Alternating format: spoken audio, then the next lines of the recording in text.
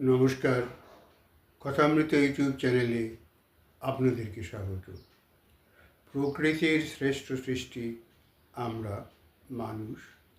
আমাদের যা যা প্রয়োজন প্রকৃতি অকৃপণভাবে সব কিছু দিয়ে আমাদের সহযোগিতা করেছেন।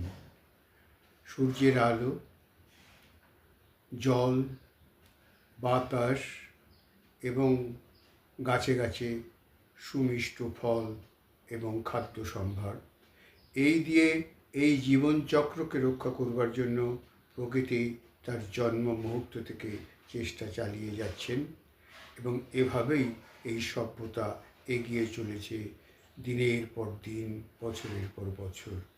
অথচ আমরা মানুষ দিনের পর দিন এই প্রকৃতিকে নির্বিচারে ধ্বংস করছি, দূষিত করছি, কলুষিত করছি এবং আমরা কৃত্রিম উপায়ে বাঁচার চেষ্টা করছি।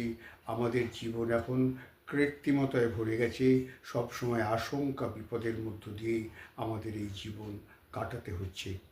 অথচ আমরা বাদে আরও যে 83 কোটি টাইপের জীব এই প্রাণী জগতে আছে, অর্থাৎ বলা হয় এই পৃথিবীতে 84 লক্ষ রকমের প্রাণী এখানে অস্তিত্ব আছে।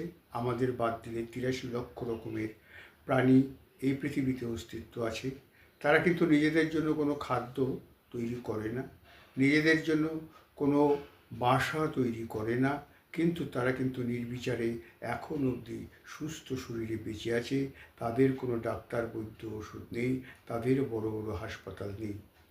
এখান থেকেই আমাদের বড় শিক্ষা নেওয়া উচিত। আমার জীবনযাপনের ক্ষেত্রে আমরা যা কিছু করছি সাময়িক আরাম আয়াসের জন্য, আমরা কিন্তু এই প্রকৃতিকে দিন দিন আমাদের বাসের অযোগ্য করে তুলেছি। আমরা প্রতিদিন যে খাবারগুলো খাই সেগুলো যদি প্রকৃতির থেকে সংগ্রহ করা হতো, প্রকৃতির খাবার খেতাম, তাহলে কিন্তু আমরা এত অসুস্থ হতাম না, সারা বিশ্বে এত হাসপাতাল, ডাক্তার, বৈদ্য দরকার হতো না। তার প্রকৃষ্ট উদাহরণ আমরা বাদে পৃথিবীর আর যে জীবগুলো রয়েছে তাদের দিকে তাকালেই বোঝা যাবে। কাজেই সবার আগে আমাদের খাদ্যের ওপর নির্ভরশীলতা অন্যভাবে আনতে হবে। প্রকৃতির খাদ্য খেতে হবে, রান্না করে তাকে আগুনের মধ্যে পুড়িয়ে তার মধ্যে বিভিন্ন মশলা মিশিয়ে আমরা সেটা উপাদেয় করছি, কিন্তু আমাদের জীবনের পক্ষে সেগুলো খুব প্রাণঘাতী জিনিস হচ্ছে এবং এই অসুখ বিসুখ তৈরি করে আমরা আবার ডাক্তার খুঁজছি। কাজেই আমাদের সুস্থভাবে বাঁচতে হলে এই প্রকৃতিকে রক্ষা করতে হবে, আমাদের খাবার দাবারকে আরও চিন্তা ভাবনা করতে হবে। এই